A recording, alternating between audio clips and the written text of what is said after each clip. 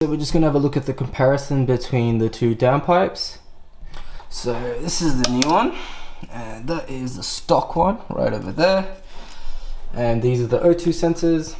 So we got your pre-catalytic O2 sensor and your post-catalytic O2 sensor over there. Make sure if you're going to do this on your own, make sure you don't get these two confused. So I'm just going to do a side-by-side comparison between the stock exhaust system and the custom system. So this is the stock exhaust system.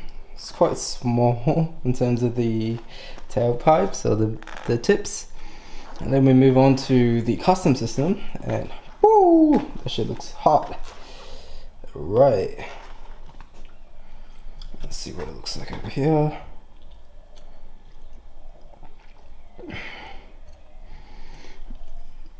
So we'll just do a comparison of the valves.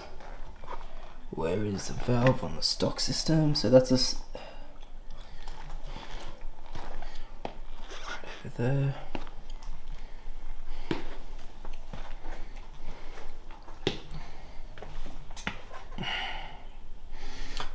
Those mandrel bends are perfect.